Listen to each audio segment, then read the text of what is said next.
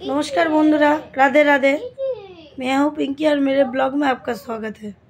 नमस्कार बंधुरा, राधे राधे। आमी पिंकी और आमार ब्लगे आपनादेर स्वागत।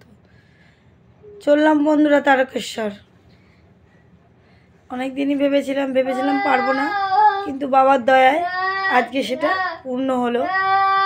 যাচ্ছি এবার। এটা তো আমাদের একটা রীতি আছে, জানেন আপনারা, বলে বাবার বাড়ি যাওয়ার আগে ভিক্ষা করতে হয় 3 বারই। এই জন্য আমি সবার কাছে বলছি, সবাই আর কি করছে আমার সাথে, সবাই সামনে আমি আঁচলটা পেতে দাঁড়ালাম, সবাই আমাকে পয়সা দিল, দক্ষিণ আর কি নিজেরা ওই পুজোর জন্যই দিল। এই যে আমরা রওনা দেব, কাকিকে ডাকলাম, ছেলেটাকে ছেড়ে কোথাও চাই না তো বন্ধুরা। গেছি ওকে রেখে, তো সারাদিন থাকি রেলেও, ওই বাড়ি যাই, শ্যামনগর যাই, কাজে যাই, ডিউটি যাই, কোনো কারণেও ট্রেনিংও যাই, কিন্তু সারা রাত্রে তো কোনো জায়গায় থাকি না বন্ধুরা। বাচ্চাটাকে যেতে বুকে কি কষ্ট হচ্ছিল জানেন না, কান্না বুক ফেটে আসছিল যে ছেলেটা আমার একা একা থাকবে। কি কষ্ট হচ্ছিল বন্ধুরা, যে আপনাদের বলে বোঝাতে পারবো না, একটা মাই বুঝবে। এই যে আমরা সবাই রওনা দিয়েছি বলে বাবার বাড়ি। হর হর মহাদেব।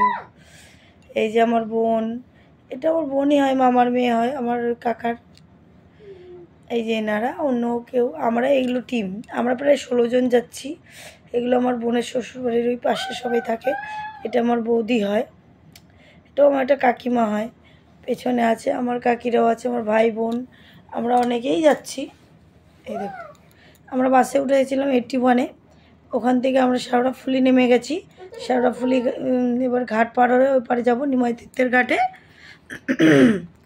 তাই আমরা ঘাটের উদ্দেশ্যে রওনা দিচ্ছি, জেটিতে যাব, গিয়ে ওখানে লঞ্চ করে পার হয়ে ওপারে যাব নিমাই তীর্থের ঘাটে।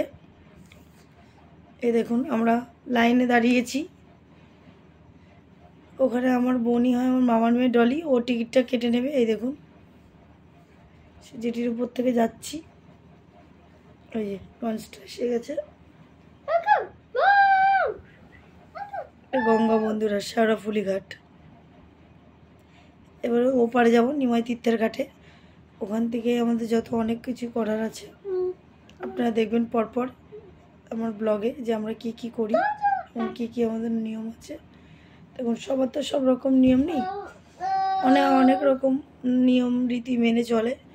আমরা ছোটোবেলার থেকে যেটা দেখে এসেছি, কাকিরা সবাই করছে, আমরাও যাই, সেটাই আমি করি। এই যে দেখুন বিভৎস পরিমাণে গরম বন্ধুরা, যেটি মনে হচ্ছে পা পুড়ে গেল, পায়ের নিচের দিকটা অনেকটা পুড়ে গেছে না, ওই ছ্যাঁকায় এত গরম। কোনো রকম করে দেখুন দৌড়ে লঞ্চে উঠে গেছি, এই তো গরম লাগছিল কি বলবো।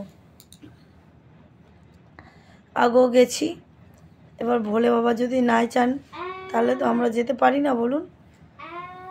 মহাদেব যখন চাইবেন তখনই সে তার বাড়িতে যেতে পারবে।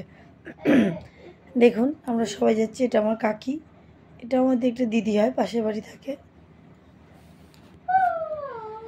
এবার আমরা ঘাটে ঢুকে গেছি। আমরা মানে ওপারে গিয়ে, শেওড়াফুলি এই পার থেকে ওপারে গিয়ে তারপরে একটু হেঁটে যেতে হচ্ছে, একটু টোটো করে আমরা নিমাই তীর্থের ঘাটে গেছি। এবার এখানে স্নান করব, হবিষ্যি করব, জল তুলব, তারপরে হাঁটা দেব, রওনা দেব বাবা ভোলেনাথের উদ্দেশ্যে। আমরা হেঁটে যাব বন্ধুরা।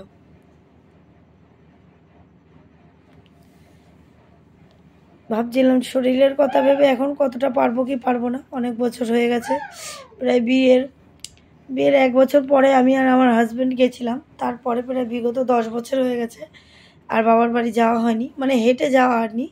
তারপরে আমার ছেলে হওয়ার পরে একবার গেছিলাম, কিন্তু গাড়িতে বন্ধুরা, অতটা সাহস করে উঠতে পারিনি যে হেঁটে কতটা যেতে পারবো কি পারবো না।